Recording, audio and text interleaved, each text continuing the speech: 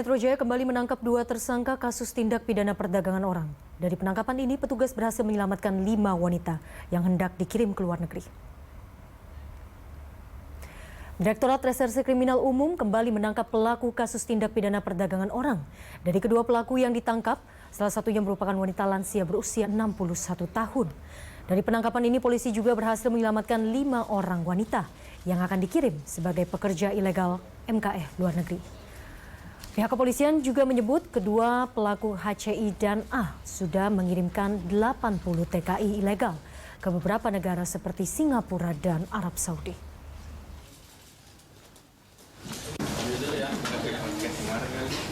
Tersangka yang melakukan perekrutan, penampungan, pengiriman terhadap bahasa awamnya adalah TKI ilegal.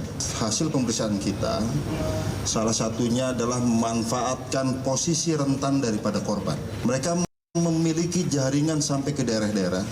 Salah satu modusnya adalah memberi uang kepada keluarga korban, kemudian anaknya direkrut ditempatkan.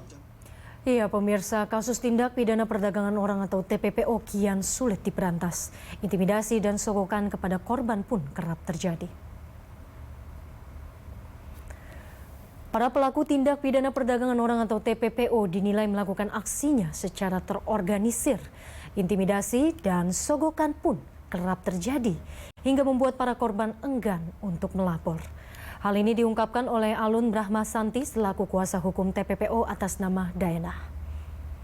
Bahkan para pelaku menawarkan uang damai kepada para korban ataupun keluarganya.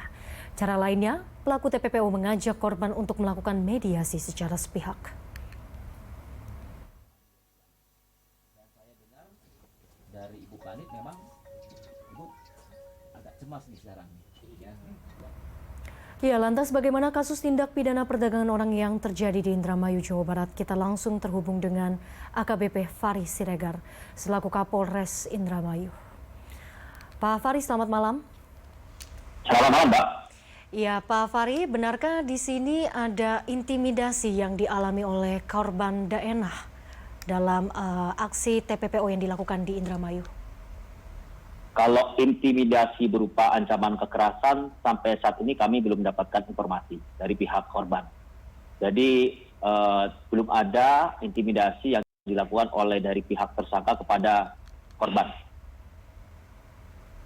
Baik, bagaimana akhirnya korban ini berani melaporkan diri? Ya, jadi memang awalnya kami dari Satgas TPPO, karena memang ada atensi dari Bapak Kapolri dan juga Bapak Kapolda Jawa Barat, dan tentunya juga atensi dari Bapak Presiden karena maraknya perdagangan orang yang terjadi di wilayah negara Indonesia, maka kami membuka posko pengaduan korban dari TPPO. Dan pada hari Senin yang lalu, kami menerima pengaduan bahwa telah terjadi tindak pidana perdagangan orang dengan korban dari saudara D, ya, kita inisialkan D. Dan selanjutnya kami melakukan penyelidikan dan berdasarkan dari keterangan dari saudari D selaku korban TPPO, berdasarkan keterangan dari yang bersangkutan bahwa awalnya yang bersangkutan ditawarkan lowongan pekerjaan sebagai asisten rumah tangga di negara Uni Emirat Arab oleh saudari DS.